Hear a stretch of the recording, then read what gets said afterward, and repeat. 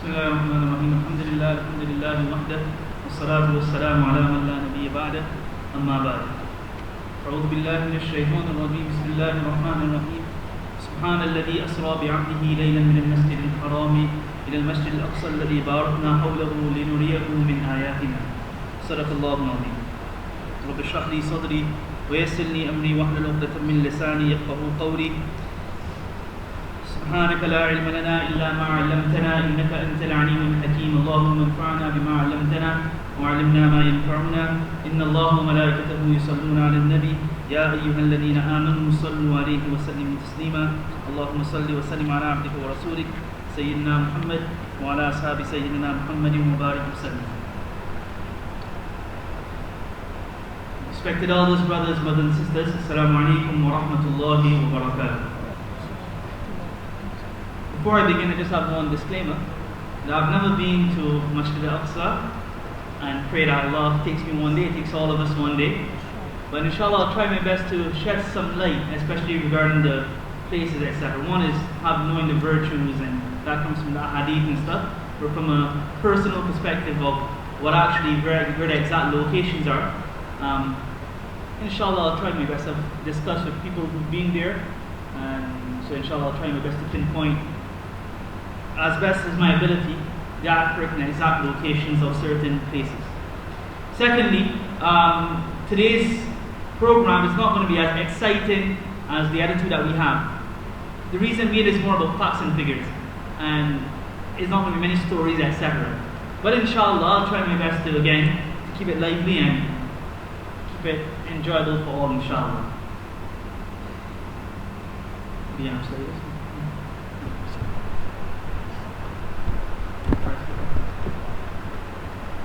So we go to the first slide. Inshallah, we're going to discuss a few of these things that have been mentioned here. Touch a bit about Sham, what Sham is. Also speak a bit about Palestine and its surroundings. Briefly touch on Umar radiallahu anhu's conquest. And inshallah, I hope to touch on that timeline of event, because that's quite interesting as well. Jerusalem through history and end with origin. So now the first thing we go to, the first slide we have here is Sham. Now, Sham is important for all of the major religions, for the basic reason that Sayyidina Ibrahim alayhi salatu wassalam, who is seen as the father of the major religions of Christianity, Judaism and Islam, he would have left Babylon, which is Iraq, and migrated to Sham. So each of the major religions, they look at Sham as a sacred city, as a sacred area, And in the Quran as well, Barakna hawlahu Ardul Muqaddasa, all of that refers to Sham. Now when we say Sham, Sham doesn't just mean Syria. Usually sometimes people translate Sham as Syria. Sham is actually the Levant. And Sham comprises of all of these present day cities. It comprises of present day Syria, present day Palestine, Jordan, Lebanon, even parts of North Egypt, parts of southern Turkey, and parts of western Iraq. So that entire area, when we talk about Sham in the Quran or Hadith, is Sham, that entire area. The next slide now, we have here a map of the world. So this is the map of how the world is present day. Israel now appears in the map. It wasn't there before, right? So we have Jordan, we have Lebanon, we have Syria, Israel, where Palestine will be. You have Iraq, you have Saudi Arabia, Egypt, all of those separate countries. Now you go to the next slide. Now that area which is in a brownish, purplish, whatever you want to call that, that is what Syria is. That is what the old Syria is, or what Sham is referred to. So you can see it has Sham, Syria, it has Jordan, you have Palestine in there, you have Lebanon in there. You even have the bottom piece, you have Saudi Arabia, you have Tabuk. So parts of Saudi Arabia are actually in Sham, Iraq as well, and you can see Egypt. So that entire area is what is referred to as Sham when we talk about Sham in the Hadith or the Quran. Now Sham has many virtues, right? So Rasulullah sallallahu alaihi wasallam, in many ahadith, he spoke about Sham, and that is what makes Sham so interesting, that is what entices people to encourage people to go to Sham. This is a famous hadith related by Imam Tirmidhi and Imam Ahmad ibn Hanbal. Sayyidina Zayd ibn Thabit radiallahu anhu, he says that Tuba, Nabi sallallahu alayhi wa sallam said, Tuba lish-Sham, Tuba lish-Sham, Tuba lish-Sham. He said, I heard Nabi sallallahu alayhi wa sallam saying this, that how blessed is Sham, how blessed is Sham, how blessed is Sham. He said this 3 times. He said that we asked him, O Rasulullah sallallahu alayhi wa sallam, why is this? So Nabi sallallahu alayhi wa sallam said, Tilka malaikatullah basitu ajnihataha ala Sham. The reason is that the angels of Allah subhanahu wa ta'ala, they spread their wings over Sham.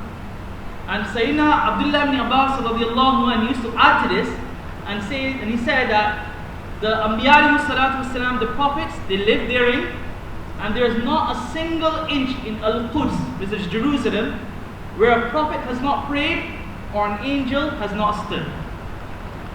When Nabi sallallahu alaihi wasallam said the angels spread their wings over Sham, it means that this city is blessed and it's also been protected from disbelief. Next slide. The next slide is a hadith now of Abdullah ibn Umar radiallahu ta'ala anhuma, Sayyidina Umar radiallahu anhu's son.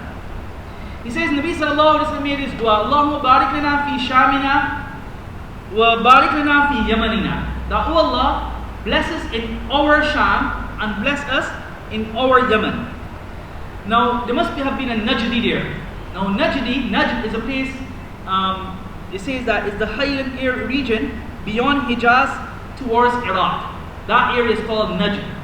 So there must have been someone from the area of Najd in that gathering. So when Nabi sallallahu alaihi wasallam made dua for barakah, it's like Nabi sallallahu alaihi wasallam say, well, someone said, well, Allah bless the people of Kensington New Road. So someone from Cable gets me and say, what about us? Right? So Nabi sallallahu alaihi wasallam said, oh Allah, bless our Sham and bless our Yemen. What's interesting, he called it ours. Our Sham, our Yemen. So the man, one person got up and said, وَفِي نَجْدِنَا. Oh Rasulullah sallallahu alaihi wasallam, what about our Najd? So Nabi sallallahu alaihi wasallam again said it, Allahumma barik lana fi Shamina wa barik lana fi Yamanina. So again he said, وَفِي نَجْدِنَا. Again Nabi sallallahu alaihi wasallam replied. And then he said, Rasulullah sallallahu alaihi wasallam said, هُنَاكَ الزَّلَازِلْ وَالْفِتَنْ وَبِهَا أُقَالْ مِنْهَا يَخْرُجُ قَرْنُ الشَّيْطَانِ. That over there will be earthquakes and afflictions, or he said, from there the horn of shaitan will come out. And that means, and the commentators say that is, Nabi sallallahu alaihi wasallam was indicating that fitna and uprisings will occur from that area. And that has happened in history. That a lot of fitna and divisions that came about in the ummah came from that area of Najd. So we can understand, saying Barakna fi Shamina wa Yamanina, Nabi sallallahu alaihi wasallam was actually making dua for barakat in these places long before they were conquered. The next slide, there's a lengthy hadith here. Sayyidina Abu Zar Ghifari radiallahu ta'ala. He says he was sleeping in the masjid, and Nabi sallallahu alaihi wasallam came and he tapped him on his foot. And he said to him, do I see you sleeping in the masjid? So Abu Zar radiallahu anhu replied that my eyes took the better of me, right? Overpowered me. So Nabi sallallahu alaihi wasallam asked him a question that, what will you do when you are expelled from Medina? So Abu Zar radiallahu anhu, right away he answered, I will enter the blessed holy land of Sham. Now this is interesting. Sham has not yet been conquered. But we can understand that Nabi sallallahu alaihi wasallam would have been speaking about Sham to the Sahaba. That is why he gave this answer, that I will enter the blessed holy land of Sham. And then the hadith goes on that he said to him, when you are expelled from Sham, where will you go? Abu Zar asked him, what shall I do? Shall I fight with my sword? And Nabi sallallahu alaihi wasallam said, no. Shall I not advise you of something better than this and closer to righteousness? Listen, obey and tread as they instruct you. It so happened that this Sahabi Abu Zar radiallahu anhu is quite interesting. What happened was, after Rasulullah sallallahu alaihi wasallam passed away, he migrated to Sham. And he spent quite a number of years there. Then during the Khilafah of Uthman radiallahu anhu, now the Muslim empire were lots of riches started coming in. And the Muslims now were living a life that they had not lived before. More luxuries, they were, especially in the Sham, Damascus area, they were living a much more happy and luxurious life than they were accustomed to. So Abu Zar radiallahu anhu used to see things black and white. He used to take the hadith and the sayings of Rasulullah sallallahu alaihi wasallam as it were. So he got really upset and he used to go and fight with even the governors. So Sayyidina Uthman radiallahu anhu, he called him back and said, no, come back to Medina. When he came back to Medina, even there he could not live there. So then Uthman radiallahu anhu said to him, okay, go to Rabadah. Rabadah was a place outside of Medina. He said, go and live there. And that was actually a prophecy of Rasulullah sallallahu alayhi wa sallam, who said to him that you're going to live in a place that no one else will be. And he went there, he lived there, and then he passed away there. The next slide is a hadith of Abdullah ibn Hawala radiallahu anhu. This Abdullah ibn Hawala, who is the Sahabi related in this hadith, he passed away in Sham in either 80 or the 85th year of Hijrah, after Hijrah. He says that Nabi sallallahu alayhi wa sallam, he once said to him that choose to be a place where I should be, for if I were to know that you would remain, I will not choose any place. If you were to remain alive forever, Rasulullah sallallahu alaihi wasallam, I'll never leave your side. But of course you have to leave one day. So when you depart from this world, tell me, where should I go? So Nabi sallallahu alaihi wasallam said him, go to Sham. And he said this 3 times. Now this Sahabi, it seems as if he wasn't too happy with this. He was hoping to go somewhere else. And Nabi sallallahu alaihi wasallam instructed him, perhaps go to another area. Nabi sallallahu alaihi wasallam thrice said to him, go to Sham. And then when Nabi sallallahu alaihi wasallam saw the indifference, he said to him, do you know what Allah says about Sham? Verily Allah says, O Sham, you are my chosen land, and I shall make the best of my servants enter you. So again here this hadith highlights the greatness of this blessed land. The next hadith is Shaddad ibn Aus radiallahu anhu. Shaddad ibn Aus, who is the narrator of this hadith, he actually, okay, we'll read the hadith first. Nabi sallallahu alaihi wasallam saw him, he was taking deep breaths. He said, oh Shaddad, what is wrong? Shaddad said, the world has closed in on me. Things are being difficult. Nabi sallallahu alaihi wasallam said, no, don't worry about that. The world has not closed in on you. Verily Sham will be conquered, and Al-Quds will be conquered. And you and your sons will be Imams there if Allah wills. And it so happened, prophecy again, when you read these ahadith, what it does, it actually builds your iman, it strengthens your iman. Because when you study it, these are things Nabi sallallahu alaihi wasallam said long before these areas were conquered. And he was given glad tidings to these Sahaba that this is going to happen. And it happened. So it really strengthens and boosts your iman. So Shaddad ibn Aus radiallahu anhu, he was amongst those who conquered Sham. He lived there. His sons lived there as well. His progeny, I think, still continues to this day as well. And he passed away there. He and Ubadah ibn Samit radiallahu anhu, they are 2 of the famous Sahaba who are buried in the cemetery right right outside of Masjid Al-Aqsa. In the next slide, Abdullah ibn Amr radiallahu anhu, he says that Nabi sallallahu alayhi wa sallam said he saw a dream that I saw a pillar of the book was taken from underneath my pillow, and I looked, and there was a light shining in the direction towards Sham. Verily faith at the time of turmoil is in Sham. And this hadith indicates to the pillar of Islam and faith and Islam being in Sham. That is why when we look at the last day, the events that will take place prior to the last day, a lot of that will be in Sham. And also we learn from other hadiths as well that the strong Muslims as well, the true Muslims, all of them will gravitate towards Sham and they will go towards that area. The next slide, we have at the top the heading Palestine, Masjid Al-Aqsa. Now when we say Masjid Al-Aqsa, we also hear many names. We hear Baytul Maqdis, we hear Baytul Muqaddas, Al-Quds, the famous Nasheed, Al-Quds Tunadina, Quds is calling out to us. Right? All of these are various names for Masjid Al-Aqsa. It's known as Al-Quds, it's known as Baytul Maqdis, Baytul Muqaddas. Al-Quds, Muqaddas, all of these give the sense and the meaning of purity or purification, the house of purity, the house of purification. The reason being is that we learned from the hadith that whoever goes and prays there with sincerity, inshallah their sins will be forgiven. So by going there, you're purified. It is also called Al-Aqsa. That is the famous name that we know it by. Allah mentions it as Al-Aqsa in the Quran.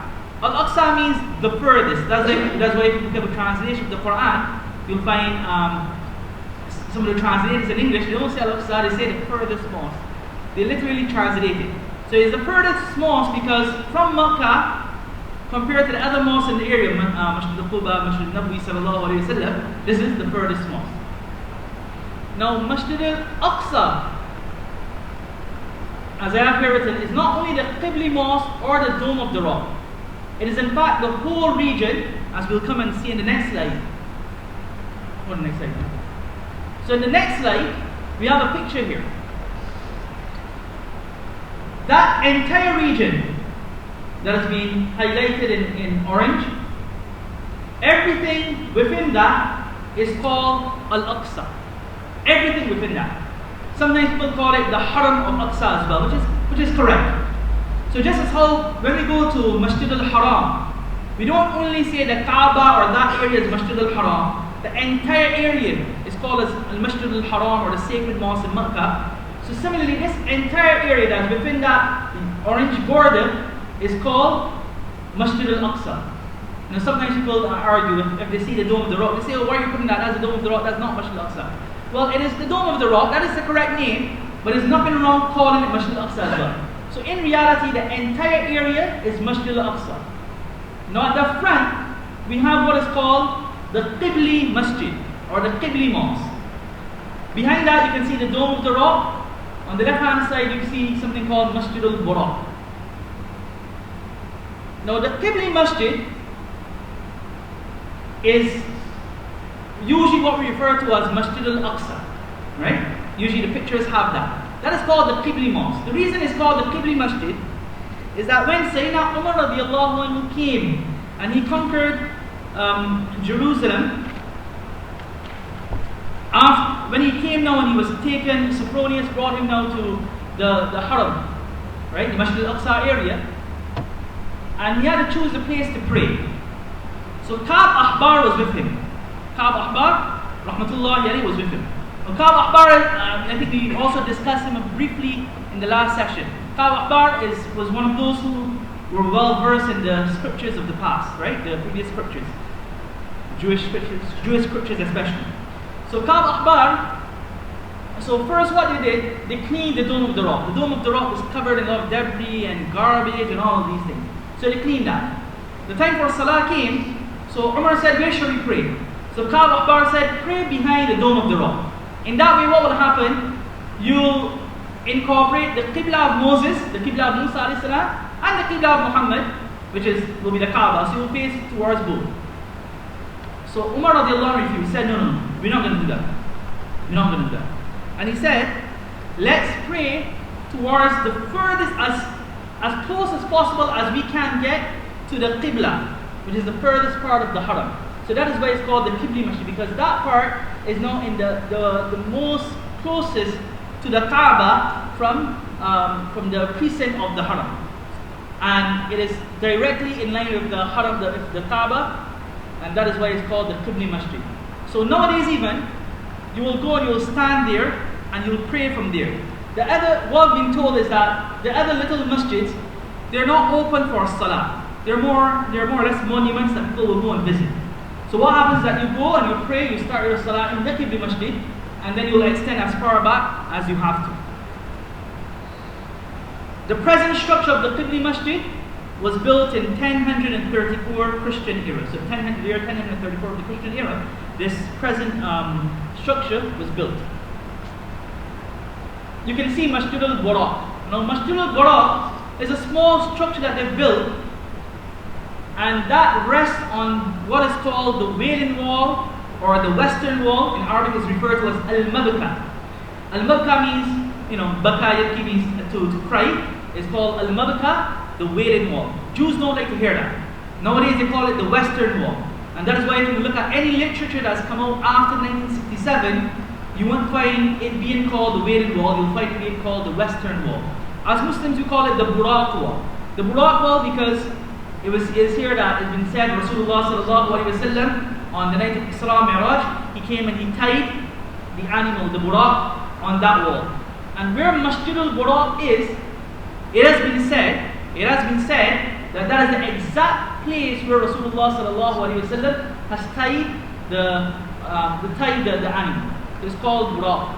The Wailing Wall, just a bit of history for everyone now. The Wailing Wall is quite interesting. Jews, what happens, you'll find pictures of the Jewish people, they go and they stand by that wall and they cry. And the reason is that they cry because over the destruction of the two temples that took place. Inshallah we'll get to that. 2 temples were destroyed, so they cry over that. And they make dua and they pray that for the next temple that will be built when the Messiah returns. And along with that, They also take little papers and they write their du'as or their prayers on them, and they stick it into the little cracks on the wall, in the wall. It's been mentioned that approximately you get about 1 million papers per year. So some of the Jewish rabbis will go and they'll collect them, and then by the mount of olives, they'll go and they'll bury them there. You know, alhamdulillah, Allah to Islam, that our prayers, our du'as are directed to Allah. We don't have to write any papers or anything, we just turn to Allah directly.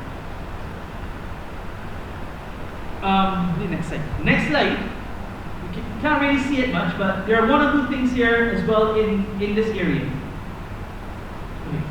The Dome of the Rock. I will get that.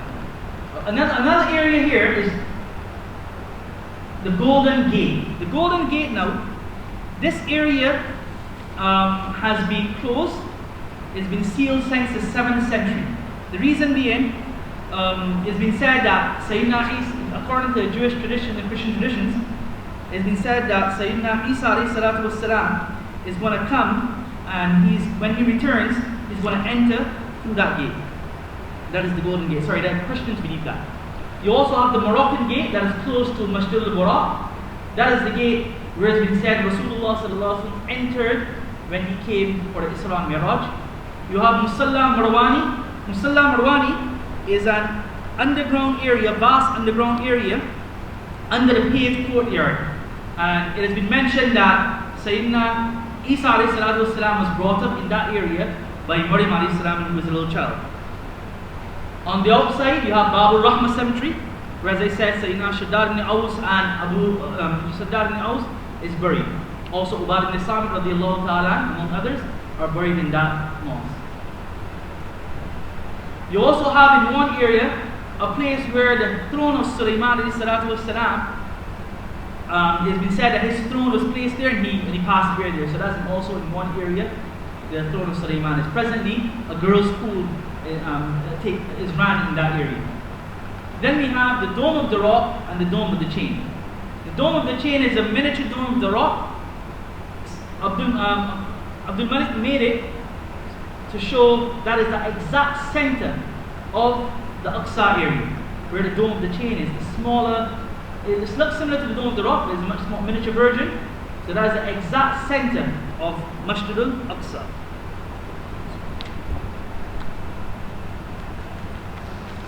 Right, this is a picture here of what we call Masjid al-Aqsa, or the Qibli Mosque. So Masjid al-Aqsa, as I said, is this structure. The structure of the silver grey dome at the front of the masjid, and is also known as the Qibli Mosque, as it is located nearest to the Qibla, the direction of prayer. The front of the masjid is aligned directly towards the Kaaba in Makkah. And Sayyidina Umar radiallahu anh, he commissioned the construction of a wooden mosque which can accommodate 3,000 worshippers on the southern end of the compound where the present Qibli Masjid stands. And I said earlier, in the 10th century, the present structure was built. Now we have this beautiful structure, it's called the Dome of the Rock, or the Qibbatus Sakhra. Now this structure was built by Abdul Malik ibn Marwan. He built this structure in around the year 688 to 691 Hijri. Umar radiallahu anh would have entered around 636 in Masjid al-Aqsa. Now, what is so holy about this area? Okay, some individuals have mentioned that the Dome of the Rock is the actual place where Rasulullah sallallahu alaihi wasallam, the rock upon which Rasulullah sallallahu alaihi wasallam ascended when he went for Isra, for Mi'raj. Remember, the first part is called Isra, and then he went to the heavens. So some individuals have mentioned, and this is an opinion, that this rock is the actual rock that Rasulullah sallallahu alaihi wasallam ascended to the heavens on. When, as I said, when Umar radiallahu anhu came and he entered, this rock was actually covered with a lot of filth. It's been even mentioned that the ladies in Rome, they would send their menstrual cloths to be thrown on this rock. And the reason was, in those times, there was a lot of friction between the Jews and the Christians. So, and Christian rule was, the Christians were ruling and didn't really have much to do with this place. So in order to oppose and to create even more enmity and hatred with the Jewish people, they used to send all types of garbage there. It was a garbage heap. And Sayyidina Umar radiallahu anhu, when he entered, he actually cleared that area. Now, it is significant for non-Muslims, especially the Jews, because many of them say that the rock, so the dome of the rock houses the rock. The rock currently is in that area. Christian, Jewish, especially the Jews, they say that that is the rock upon which Sayyidina Ibrahim والسلام, went and sacrificed his son Ishaq alayhi salam. Remember that. Remember the Jews, they say that the one who was sacrificed or was supposed to be sacrificed was Ishaq and not Ismail. Remember, as Muslims, we say no. It was Ismail alayhi salam that was supposed to be sacrificed. And that took place, as we all know, in the area of Mina, in Makkah al-Mukarram. So the Jews, they say that there's significance to this rock because Sayyidina Ishaq was supposed to be sacrificed here. According to them, it is also the center of the earth. And they also say that it was their Qibla as well. And some of them have actually also mentioned that Jacob, Yaqub alayhi salatu wasalam, he spoke to Allah subhanahu wa ta'ala whilst on that rock. So that is why they hold this rock as so sacred. For us, we say that perhaps one of the reasons could be that Muslims were facing in that direction. Remember, for some 16, 17 months, Muslims prayed towards that direction of Masjid Al-Aqsa. And also, Rasulullah sallallahu alayhi wa sallam has been said to have ascended from that rock. It has been mentioned that the closest place from the earth to the heavens is from Masjid Al-Aqsa. One kitab was reading, the person, the author, he mentions this. And other scholars have also mentioned this point. And they say that is perhaps why Allah subhanahu wa ta'ala brought Rasulullah sallallahu alayhi wa sallam to Masjid Al-Aqsa to take him to the forward journey. Because the closest place from earth to the heavens is at that point, the Masjid Al-Aqsa area. Wallahu a'lam. It's been said that the closest place from the earth to the sky is from the rock. Ka'b Ahbar again, he mentions that the distance to the sky from here is 18 miles compared to other places where the journey is 500 years. That is the opinion of Ka'b Ahbar again. So Abdul Malik ibn Marwan now, when he was the Caliph, he ordered that a beautiful masjid be built. Right? He ordered a beautiful masjid to be built. The finishing touches that we see now, the external work that has been there, Sulaiman al-Qanuni or Sulaiman the Magnificent is also called Sulaiman the Great. That was around the 15th century CE. Sulaiman the Magnificent, he further restructured it and made it even more beautiful. Now the whole reason Abdul Malik made this, the Caliph Abdul Malik ibn Marwan made this, was to show the greatness of the Muslims and to show the power of Islam. Because if you look in Jerusalem at the time, they had the Church of the Holy Sepulchre, right? The Church of the Holy Sepulchre is where it has been said that, according to Christians, they say Sayyidina Isa alayhi salatu wasalam was crucified in that area. And thereafter, he was actually buried in the tomb in that area. Of course, the tomb is now vacant because they say that he came back to life, and then he went, the ascension took place. So for Christians, the Church of the Holy Sepulchre is very, very special. And there are also other churches in that area. So Abdul Malik, what he did, and he decided, what Abdul Malik decided was that he's going to build a huge masjid so that anyone visiting there will not be captivated by the churches around, but the skyline will be dominated by this beautiful masjid.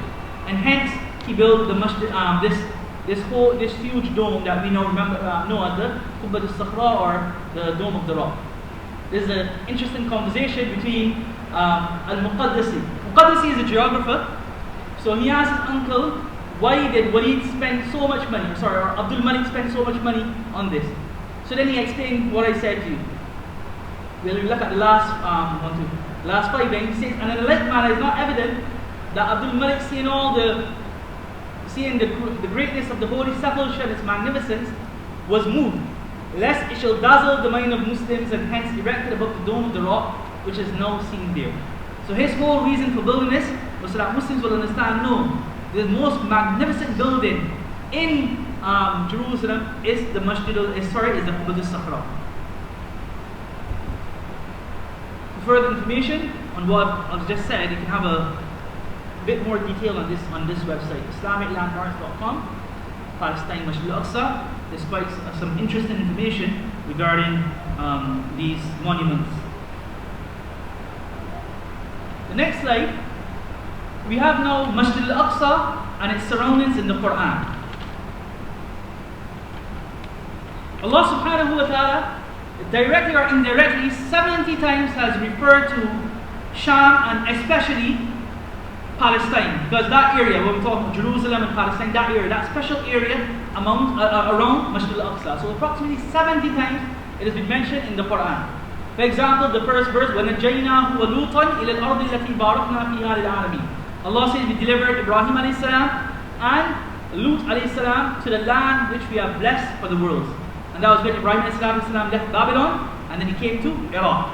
He came to Sham. The next one is Musa alayhi salatu wasalam. He was told, he said to his people, Ya qawm, udkhulul arda al-muqaddasata allati, that enter the holy land. And Sayyidina Ibn Abbas radiallahu anhu says the holy land refers to here, Jerusalem and the surrounding areas. The next verse, وَجَعَلْنَا ابْنَ مَرْيَمَ وَأُمَّهُ آيَةً وَآوَيْنَاهُمَا إِلَىٰ رَبْوَةٍ ذَاتِ قَرَارٍ وَمَعِينٍ. So again, Maryam alayhi salam, of course, and Isa alayhi salatu salam, he grew up here. Maryam alayhi salatu salam lived there for a large part of her life. So the Quran mentions this very blessed area. Next slide. وَالتِّينِ وَالزَّيْتُونِ وَطُورِ سِينِينَ وَهَذَا الْبَلَدِ الْأَمِينَ. So وَالتِّينِ وَالزَّيْتُونِ refers to the fig and the olive. And then وَطُورِ سِينِينَ Mount Sinai وَهَذَا الْبَلَدِ الْأَمِينَ. So Qatada, who is one of the commentators of the Quran, he says Mount Sinai is where Allah spoke to Musa alayhi salam. So you're talking about wahi, revelation. هَذَا الْبَلَدِ الْأَمِينَ, Allah sent down revelation to Rasulullah sallallahu alaihi wasallam. Iqra bismi rabbika alladhi khalaq. First revelation, Makkah al-Mukarramah. So he says this verse actually is speaking about places of revelation. So he says the land of Palestine is also a land of revelation. The wahi came down there. And then of course we have the famous verse, Subhanalladhi asra bi'abdihi laylan min al-masjid al-harami ila al-masjid al-aqsa alladhi barakna hawla. That Allah subhanahu wa ta'ala took Rasulullah sallallahu alaihi wasallam from Masjid al-Haram to Masjid al-Aqsa. So the commentators mentioned if there were no other verse of the Quran that spoke about Sham or Masjid al-Aqsa or Palestine, this verse is enough. This one verse is enough to show the sanctity of this place. We now come to some of the ahadith. There are many ahadith relating to virtues. The Masjid al-Aqsa is the second masjid built on land, right, on earth. The first masjid, Abu Zar radiallahu anhu, he says that I asked Nabi sallallahu alayhi wa sallam, which was the first masjid on earth. So Nabi sallallahu alayhi wa sallam said, the Masjid al-Haram, al-Masjid al-Haram. He asked what was next. He said, al-Masjid al-Aqsa. He said, what was the period between the two? He said, Arba'un as-Sad. There was a period of 40 years between the two. Now, who built Masjid al-Haram? It's been mentioned either the angels built it or Adam alayhi salam built it. Either the angels or Adam alayhi salam would have built the Kaaba, right, the first masjid. So 40 years after that, 40 years after the angels or Adam alayhi salam built the Kaaba, the house of Allah, 40 years after that, Masjid al-Aqsa was built. So again, it was either by angels or Adam alayhi salam or perhaps one of Adam alayhi salam's descendants, his offspring. So it was built 40 years after the Kaabatullah. Next slide. The next slide now shows us the importance of visiting Masjid al-Aqsa. Rasulullah sallallahu alaihi wasallam in a famous hadith, La tashuddu rihal illa ala thalatha, that don't set out in a journey except for 3 places. Now this hadith doesn't mean that you shouldn't travel. What this hadith is talking about is that if you are going to travel somewhere because a place is blessed, say for example, we're here in Jama Masjid. So now somebody from Kensington, a Kensington person now should not say, I'm going to go and pray in Medina Masjid because I'll get more thawab in Medina Masjid. Or I'll go and pray in Makki Masjid, or I'll go and pray in Masjid al-Quba or Kayfil because I'm going to get more fadil. No. All the masajid are equal here. There's virtue to go specifically to a place. Say for example, a person says, I'm going to go to the Sheikh Zayed Mosque in Abu Dhabi because it's beautiful, so I want to go there to pray, I'm going to get some virtues. No, you're not going to get any virtues there. Actually, your home masjid is the best masjid for you. Masjid al-Mahalla, Mahal Masjid, the Mahalla Masjid, the masjid of your community, that is the best masjid for you. For the basic reason is that you are supposed to be building the community and building the jama'ah, the congregation. So that's the best masjid for you. So now if a person is going for a place for virtue, that I'm going to get tawab for praying in these areas, then there are three masajid. Masjid al-Haram, Masjid al-Nabi sallallahu alayhi wa sallam, and Masjid al-Aqsa. Besides these three, it's not that if you go to the Jama Masjid in Delhi, you're going to get certain fadail or virtue. No, it's nothing like that. Next slide. This was the first qibla.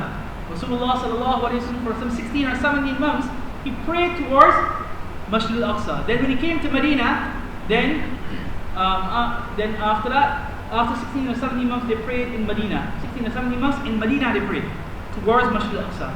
And after 16 or 17 months in Medina, then Nabi sallallahu alayhi wa sallam was told, now you turn and face Makkah al-Mukarram. The next slide. The virtues of praying here. Now I have the hadith of Qais here has a lot of virtues. Some hadith have 250 virtues. That there are 250 rewards for praying in Masjid al-Aqsa. Some of them say 500 virtues. Some say 1,000. For example, in this hadith here of Imam Tirmidhi and Imam Ibn Majah, it is mentioned his prayer in Masjid al-Aqsa has a reward of 5,000 prayers. His prayer in my masjid, the Masjid al-Nabawi, is 50,000, and the prayer in the sacred masjid, the Kaaba, has a reward of 100,000. So 100, 50,000, 5,000, right? The reason why they have this difference, some ulama have mentioned that you have to look at the strength of the hadith. That's why some of them say this, the hadith in which mention of 250 virtues or 500 virtues have been mentioned, that there are 500 more virtues you get, or 250 more virtues. Some ulama have mentioned that those ahadith are stronger in terms of their sanad and chain of narration, etc. And other ulama have also mentioned that it could be that initially Rasulullah sallallahu alaihi wasallam was told 250, and then he was told no, it's 500, and then the reward kept getting added on. Wallahu a'lam. Next slide. Prophet Sulaiman made a dua. Sulaiman alayhi salatu wasalam, remember now, as we'll come and see, he also built the temple. So when he built the temple, he made dua. And two of the duas were immediately answered. He made dua that, oh Allah, grant me, Rasulullah sallallahu alaihi wasallam said, Sulaiman asked for a judgment that can correspond to the judgment of Allah. That, oh Allah, make sure that when I judge in a case, I judge correctly. And that is known. Sulaiman alayhi salam's adl and his justice is known to all. So that prayer was accepted. He also asked for a kingdom. La yanbaghi li ahadin min ba'di. Oh Allah, grant me such a kingdom that no one else will ever get. And yes, Sulaiman was given that kingdom. No one else will ever get a kingdom like Sulaiman. And then he also made this dua. He asked Allah that anyone who leaves his home only for the purpose of salah in this mosque, all of his sins will be forgiven like the day he was born. So Rasulullah sallallahu alaihi wasallam said, Sulaiman's two other duas were accepted. And we also hope that Allah will accept this third dua.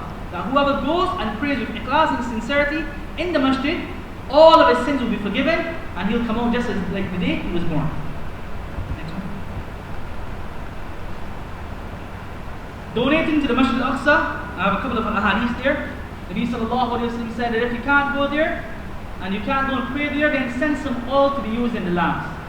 From what I've understood is that alhamdulillah, the masjid is taken care of, but there are people over in that area, especially there are many refugees or Palestinian brothers and sisters who can who are deserving of our help. So what we can do is that send charity to them. There are reputable organizations, Mobile Churches is one in England. You can send your donations through them to the people of Palestine in those areas. MashaAllah, do great work there. There are many refugees who are in need of our help, so we can send our donations toward these areas. Salama also relates a hadith of wearing the ihram. You wear your ihram for Hajj and Umrah and then you go, your past future sins will be forgiven or they will be entered into paradise. So that's why many Sahaba, Abdullah ibn Abbas, Abdullah ibn Umar, Ibn Masud used to live in the Iraq area. He would come, don his ihram in Masjid al-Aqsa and then go to the Haram. Similarly, even today, there are many groups who go in that way as well. They go, wear the ihram in Masjid Al-Aqsa, and then they go for Umrah in Makkah. So that's also a thing that we can do. In the year 637 or 638, Umar radiallahu anh now enters into Masjid Al-Aqsa. When Sayyidina Umar, remember now, after Abu Bakr passed away, after Rasulullah passed away, Abu Bakr became the Khalif. For about 2 years, 2.5 years. Then he passed away. Now, Islam started to spread. Syria, there are many Muslim small groups all over Syria. Sayyidina Amr ibn al-As radiallahu anh was in the area of Jerusalem, and they laid siege to the city of Jerusalem. Sophronius was the patriarch, and basically he's the head priest of the area. So he came and he said that the only way we're going to hand over the keys to the city is if your Amir or your leader comes. So they sent a message to Umar radiallahu anh. Umar radiallahu anh came, and when they saw Umar, they said, okay, your description is what has been mentioned in our holy books. That a man of your description will come and he'll take over. And happily they gave the keys to Umar radiallahu anh. A treaty was written up, giving the various sects their privileges and ability to worship, etc. Sayyidina Umar radiallahu anh, when the time for Salah came, the first Salah came, he was a Sophronius, and he said to him, and they came to the church of the Holy Sepulchre. So he said to him, come and pray Salah inside. Umar said, no, I'm not going to pray Salah inside. He said, why? He said, I don't want it to be said that Umar prayed Salah inside, so that tomorrow in the future, someone will come and say that Umar prayed inside this church, therefore the church is ours, and thus they'll take over the church. I don't want that to happen. So he prayed a Salah outside of the church, and then afterwards he was taken to the Haram, and as I said, he removed the dirt that was by the dome, that was by the rock, and then he went and he prayed Salah where the Qibli Mosque is today. Next slide. After that, many of the Sahaba, they moved, some of them actually permanently went and resided in Jerusalem area. Safiya radiallahu anha, she climbed the Mount of Olives, and she said, this is the place from where Isa alayhi salatu wassalam ascended to the heavens. Bilal radiallahu anh lived there, Abu Ubaidah, Muaz, they passed away in Sham. Shaddad and also what we saw, they're buried there. So approximately 4,000 Sahaba are buried in the blessed land of Sham. Similarly, Ghazali went there and he spent a long time. Above the Golden Gate, remember the Golden Gate, they said, is the gate that they've closed. In the 7th century they've closed it, and Christians say that Isa alayhi salam is going to enter from there. Ghazali, Rahmatullahi, he went and close there. He went there and he spent time and he wrote Ihya al-Din. Parts of the Ihya were written by Imam Ghazali in that area. It was that whole area, Masjid Al-Aqsa area, was seen especially by the pious as a place of to go and observe solitude and where you can develop your spirituality. That's why you'll find many of the Sufis, Ibrahim ibn Adham, Junaid Baghdadi, Bishr Hafi, Rabi Abu Siriya, all of them were inclined to what we call Tazkiyah and Tasawwuf. All of them would go there. Sufyan al-Thawri, someone came and asked him, Sufyan, did you visit the rock? Where the dome of the rock is? So he said, yes, I went and I sat there and I read a whole Quran. I read the entire Quran. So they would go and to boost their spirituality, they would go and visit this place. Next slide. Now we come to a time, and inshallah I'll try to finish this as quickly as possible. As I said earlier, who built the Masjid Al-Aqsa? Right. Either the angels or Adam alayhi salam or one of his descendants. Because the Kaaba was built by Adam alayhi salam or the angels. Then 40 years after, Masjid Al-Aqsa was built. Now we come to a timeline of 1003 BC. So this is before Christian era, before the birth of Sayyidina Isa alayhi salam. Right? Dawud alayhi salam attacks and captures Jerusalem. 962, Sulaiman alayhi salam, the father had actually, Dawud alayhi salam started to build the temple. It was then known as the Temple of Solomon. So he started to build the temple, he didn't finish it. Sulaiman alayhi salam finished the building of the temple.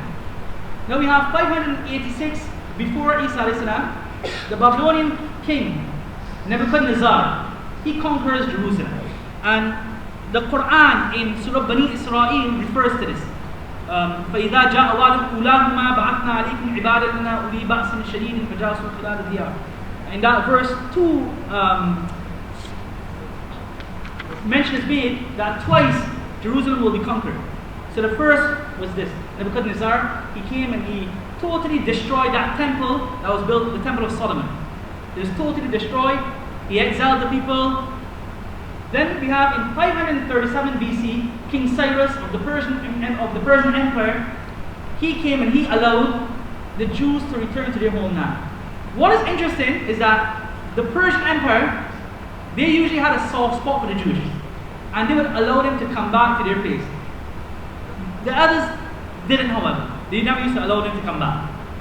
So when he conquered, he allowed them to return, and they built a second temple on the site of the first, and they also rebuilt the city and its walls. Next slide.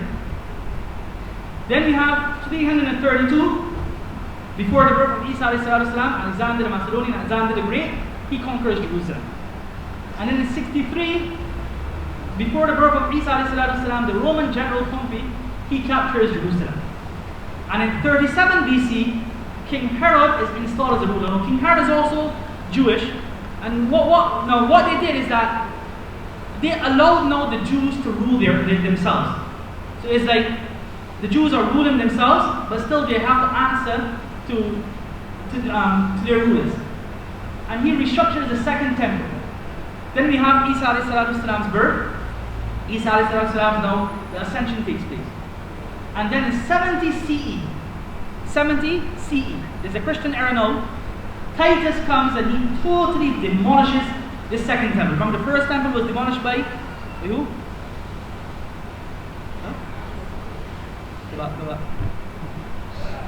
The first temple, Nebuchadnezzar destroyed it. And the second temple now was destroyed under the command of Titus. And the Jews were driven out. Even the wealth and so was taken away and taken back to Rome. Now we come to the next slide. The Roman Emperor Hadrian, he rebuilds the city and he dedicates it to Jupiter. Now remember, these are people who didn't believe in, they had a lot of strange beliefs. They used to believe in Jupiter and all these things. So he named it Ilia Capitolina. That is why in the hadith, the famous hadith of Herakla in Bukhari, Rasulullah sallallahu alaihi wasallam refers to Jerusalem as Ilia. That was the name of it. So Ilia, which is dedicated to Jerusalem. However, Jewish and Christian presence were forbidden. Now we come to 335 CE. In that time, Constantine, he accepts Christianity. Right? So now the Christian influence now starts in that area. The Church of the Holy Sepulchre is built, and Jews are also allowed to come and pray, but only once a year. So once a year they come to that western wall, or Al-Mabka, the Wailing Wall, and they would come and pray once a year. Then 610, Islam now comes. Rasulullah is been given prophethood. Jerusalem becomes the capital. 614, the Persians, they capture Jerusalem. Alif Lam Mim Ghulibatul Rum. Allah references that in the Quran. Isra and Mi'raj take place in 620, and then 624, the Kaaba now becomes the Qibla. And in 629, remember, Allah said in the Quran, غُلِبَتِ الرُّومِ فِي أَدْنَى الْأَرْضِ مِنْ بَعْدِ غَلَبِهِمْ سَيَغْلِبُونَ, that the Persians are going to conquer for a short time, and then after that, the Romans will once again conquer. So then the Roman Empire, the Byzantine Empire, they once again reconquers Jerusalem. And then in 638, Umar radiallahu anhu enters Jerusalem. 691, Abdul Malik ibn Marwan builds the Dome of the Rock. Then we had that sad period between 1099 and 1187, where the Muslims lost to the Crusaders, lost Al-Aqsa to the Crusaders. 1187, Salahuddin reclaims it. And then we come to the last part of history where I'm sure we can find lots of resources. Friends of Aqsa is one of the websites. They have much information on this. You can go and check. From 1917, the Balfour Declaration took place, announcing that, and basically that was an announcement for a Jewish home. And if you look at the next slide, it will show what happened. 1946, that's Palestine. That entire thing is Palestine. That amount, the UN partition, was supposed to be that amount. Then we come to 67, the 6-Day War, in which, according to them, Jerusalem now has become one, unified Jerusalem, and now we come to 2000. That is the state of affairs we're at now. From 1947 onwards, as I said, you can go to the Friends of Aqsa website. There's lots of information there. You can have an even better understanding. Our job, our duty as Muslims at this time is to, of course, make a lot of dua. It is a sacred land, and make a lot of dua. As I said, if we can send our charity to those deserving in that area, we should also do it. And if we can, let us visit here as well. Whoever's visited, they've told me that when the locals see you, they become so happy. They become really, really happy that all Muslim brothers and sisters come from so far just to visit us. And that creates, that encourages them, because mashallah, they're doing a farad al-kifaya. So may Allah subhanahu wa ta'ala protect this land, protect this area, protect the land, especially now Syria, present day Syria is going through a lot of turmoil. Allah subhanahu wa ta'ala protect the people there, protect the Muslims all over the world, the Muslims in Myanmar. Allah protect them, bring a solution, bring peace to the entire world, and may Allah protect us all as well. Ameen wa rahmatullahi.